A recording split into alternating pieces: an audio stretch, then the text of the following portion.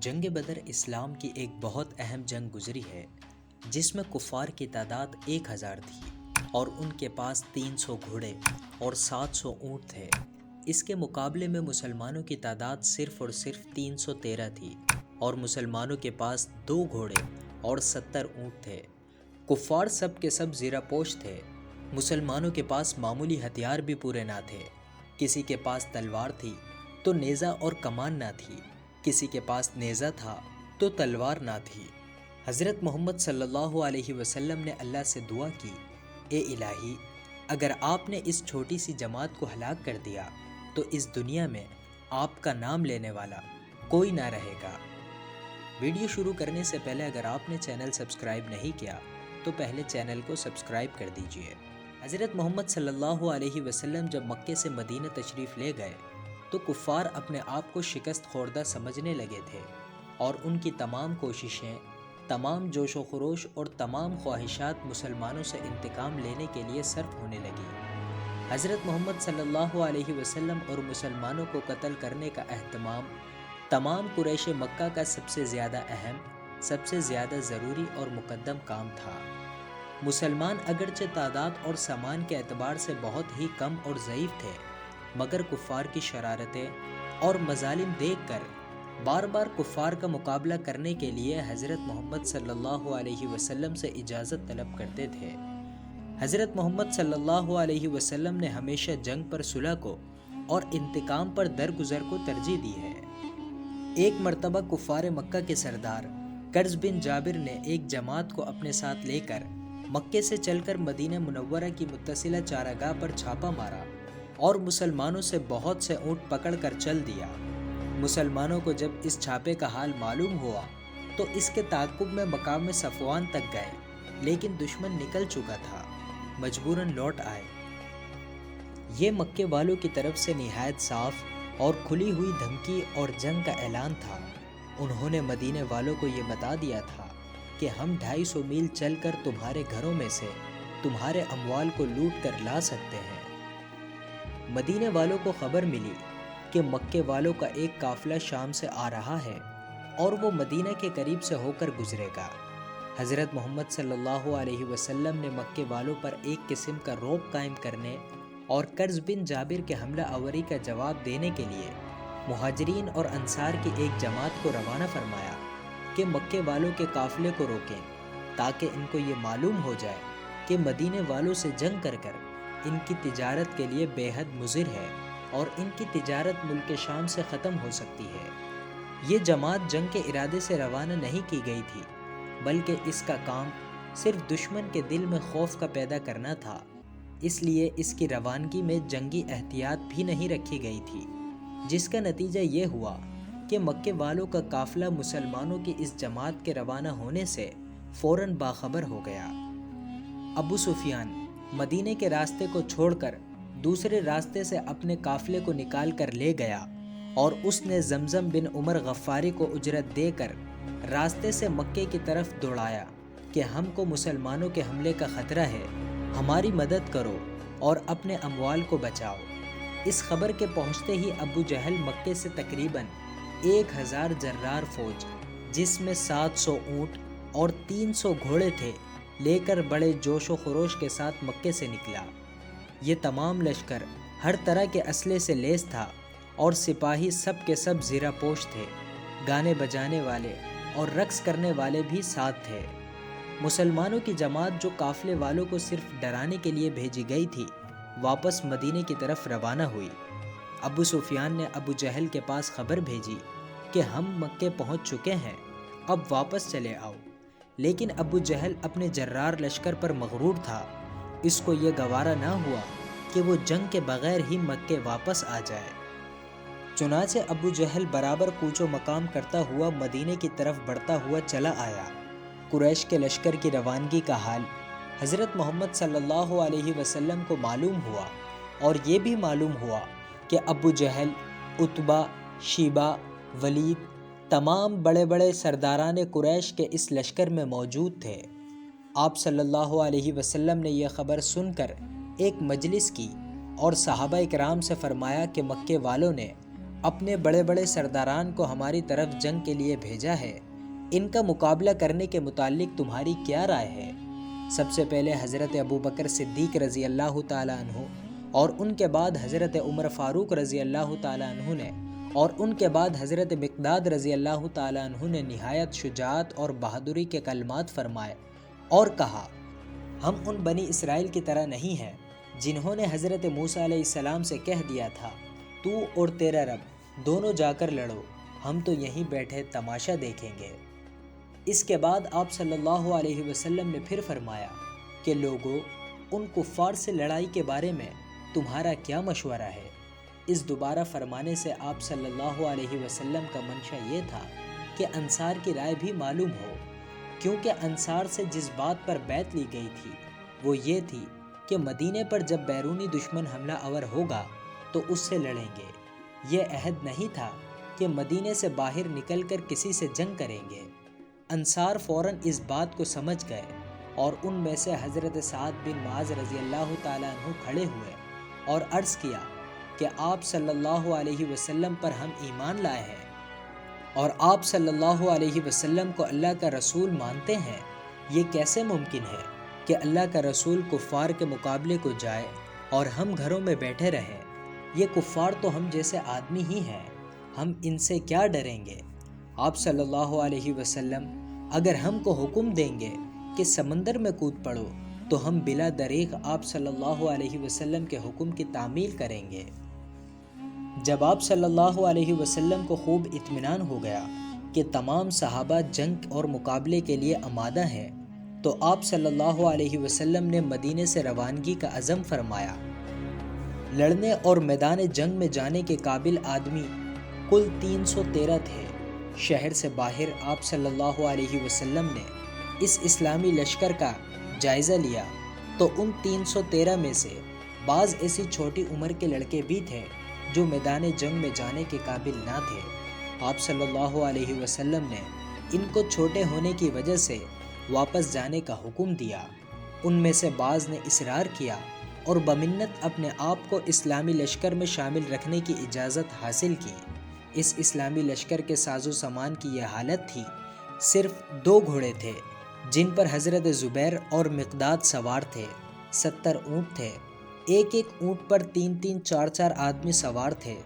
حضرت محمد صلی اللہ علیہ وسلم جس اونٹ پر سوار تھے اس پر بھی 2 شخص اور سوار تھے، بعض حضرات پیدل ہی رہے۔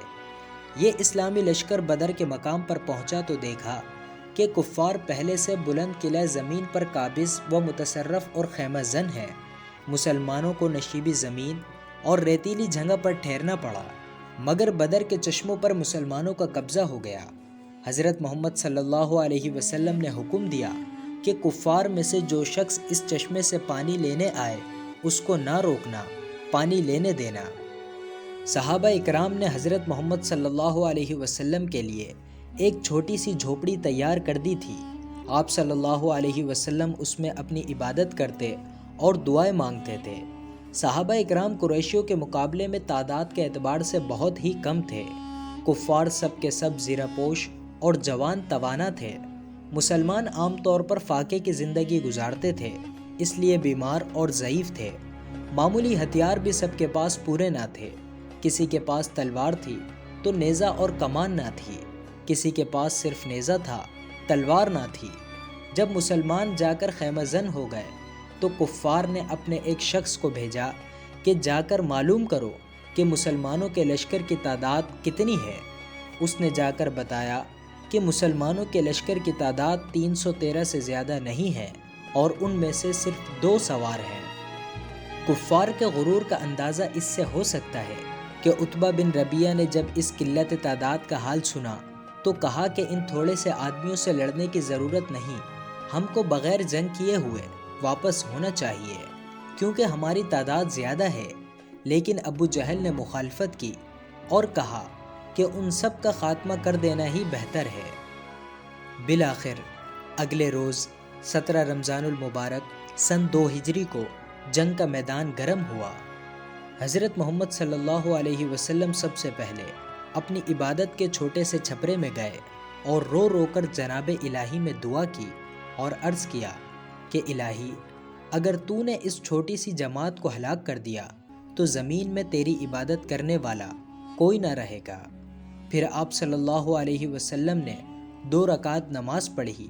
اس کے بعد آپ صلی اللہ علیہ وسلم پر ذرا سی دیر کے لیے اونودگی طاری ہو گئی۔ اس کے بعد آپ صلی اللہ علیہ وسلم باہر مسکراتے ہوئے نکلے اور فرمایا کہ کفار کی فوج کو شکست ہوگی اور وہ پیٹ پھیر کر بھاگ جائیں گے۔ حضرت محمد صلی اللہ علیہ وسلم نے حکم دے دیا تھا کہ تم جنگ میں ابتدا نہ کرنا۔ مسلمانوں میں 80 یا 80 سے 2-3 زیادہ مہاجرین تھے، باقی انصار تھے۔ انصار میں سے 12 قبائلی اوس کے آدمی تھے اور 17 خزرج کے۔ دونوں طرف سے جنگ کی صفیں بننا شروع ہو گئیں۔ حضرت محمد صلی اللہ علیہ وسلم کے ہاتھ میں ایک تیر تھا اور آپ صلی اللہ علیہ وسلم اس کے اشارے سے صف کو درست فرما رہے تھے۔ اس کے بعد لشکر کفار سے عرب کی رسم کے مطابق سب سے پہلے عتبہ، شیبہ اور ولید بن عتبہ نکل کر میدان میں آگے آئے اور جنگ کے لیے للکار کر لشکر اسلام سے اپنے مقابلے پر لڑنے والے 3 شخص طلب کیے۔ ان تینوں کا مقابلہ کرنے کے لیے انصار کے 3 شخص نکلے۔ عتبہ نے کہا کہ تم کون ہو؟ انہوں نے جواب دیا کہ ہم انصار یعنی اہل مدینہ میں سے ہیں۔ عتبہ نے نہایت متکبرانہ انداز سے کہا کہ ہم کو تم سے لڑنے کی ضرورت نہیں ہے۔ پھر چلا کر کہا، اے محمد، ہمارے مقابلے کے لیے ہماری ذات برادری کے لوگوں کو یعنی قریش میں سے مہاجرین کو بھیجو۔ حضرت محمد صلی اللہ علیہ وسلم نے یہ سن کر حکم دیا کہ عتبہ کے مقابلے کو حمزہ بن عبد المطلب اور عتبہ کے بھائی شیبہ کے مقابلے کو عبیدہ بن الحرث اور عتبہ کے بیٹے ولید کے مقابلے کو علی بن ابی طالب جائیں۔ یہ حکم سنتے ہی بلا تأمل تینوں صحابی میدان میں نکلے۔ عتبہ نے ان تینوں کے نام دریافت کیے، حالانکہ وہ ان کو خوب پہچانتا تھا۔ ان کے نام سن کر کہا، ہاں ہم تم سے لڑیں گے۔ مقابلہ شروع ہوا۔ حضرت حمزہ اور حضرت علی رضی اللہ تعالیٰ عنہ نے عتبہ اور ولید دونوں باپ بیٹوں کو ایک ہی وار میں قتل کر دیا۔ شیبہ کے مقابلے میں حضرت عبیدہ زخمی ہوئے۔ یہ دیکھ کر حضرت علی رضی اللہ تعالیٰ عنہ نے بڑھ کر شیبہ کو قتل کر دیا اور عبیدہ کو اٹھا کر حضرت محمد صلی اللہ علیہ وسلم کی خدمت میں لائے۔ اس کے بعد کفار کی صفیں مسلمانوں پر حملہ آور ہوئیں۔ ادھر سے مسلمانوں نے حرکت کی اور جنگ شروع ہو گئی۔ جب لڑائی خوب زور و شور سے جاری تھی تو حضرت محمد صلی اللہ علیہ وسلم نے ایک مٹھی بھر خاک اٹھائی اور اس پر دم کر کے کفار کی طرف پھینک دی۔ اسی وقت کفار کے لشکر نے بھاگنا شروع کیا۔ ایک نو عمر انصاری حضرت معاذ بن عمر رضی اللہ تعالیٰ عنہ کا مقابلہ اتفاقاً ابو جہل سے ہوا۔ ابو جہل خوب زیرہ پوش تھا۔ حضرت معاذ بن عمر رضی اللہ تعالیٰ عنہ نے موقع پا کر اس کے پاؤں کو زیرہ سے خالی دیکھ کر تلوار کا ایک ہاتھ اس کے نصف پنڈلی کے قریب ایسا مارا کہ اس کا پاؤں کٹ کر الگ جا پڑا۔ ابو جہل کا بیٹا عکرمہ بن ابو جہل نے باپ کو زخمی دیکھ کر معاذ بن عمر پر حملہ کیا اور تلوار کا ایسا وار کیا کہ حضرت معاذ بن عمر کا بایاں ہاتھ مونڈے کے قریب سے کٹ کر لٹک گیا۔ حضرت معاذ بن عمر اسی طرح تمام دن لڑتے رہے۔ لٹکے ہوئے ہاتھ نے جب زیادہ تکلیف کی تو اسے پاؤں کے نیچے دبا کر زور سے جھٹکا دے کر الگ کر دیا۔ اس کے بعد انصار کے ایک دوسرے صحابی ابو جہل کے قریب پہنچے اور تلوار کی ایک ایسی ضرب لگائی کہ وہ شدید زخمی ہو گیا۔ جب کفار میدان خالی چھوڑ کر مسلمانوں کے سامنے سے بھاگ گئے اور لشکر اسلام کو فتح حاصل ہو گئی تو حضرت محمد صلی اللہ علیہ وسلم نے حکم دیا کہ ابو جہل کو ڈھونڈو، اس کی لاش میدان میں موجود ہے یا نہیں۔ یہ حکم سنتے ہی حضرت عبداللہ بن مسعود رضی اللہ تعالیٰ عنہ مقتولین کی لاشیں دیکھنے کو چلے گئے۔ ابو جہل کو دیکھا کہ وہ شدید زخمی پڑا ہے۔ عبداللہ بن مسعود رضی اللہ تعالیٰ عنہ اس کے سینے پر چڑھ بیٹھے اور کہا، اے اللہ کے دشمن، دیکھ تجھ کو اللہ نے کیسا ذلیل کیا۔ ابو جہل نے پوچھا کہ لڑائی کا نتیجہ کیا ہوا؟ عبداللہ بن مسعود رضی اللہ تعالیٰ عنہ نے فرمایا کہ مسلمانوں کو فتح اور کفار کو شکست ہوئی ہے۔ عبداللہ بن مسعود جب اس کا سر کاٹنے لگے تو اس نے کہا کہ میری گردن مونڈے سے ملا کر کاٹنا کہ میرا سر دوسرے کٹے ہوئے سروں سے بڑا معلوم ہو اور یہ سمجھا جائے کہ یہ سردار کا سر ہے۔ عبداللہ بن مسعود اس کا سر کاٹ کر حضرت محمد صلی اللہ علیہ وسلم کی خدمت میں لائے اور آپ صلی اللہ علیہ وسلم کے پاؤں میں ڈال دیا۔ آپ صلی اللہ علیہ وسلم نے ابو جہل کا سر دیکھ کر اللہ کا شکر ادا کیا۔ اس لڑائی میں کل 14 صحابی شہید ہوئے، جن میں 6 مہاجرین اور 8 انصاری تھے۔ آپ صلی اللہ علیہ وسلم نے معرکہ جنگ سے فارغ ہو کر مسلمان شہداء کو دفن کیا، مشرکین کی لاشوں کو ایک بڑے گڑھے یا کنویں میں ڈلوا کر اوپر سے مٹی ڈلوا دی۔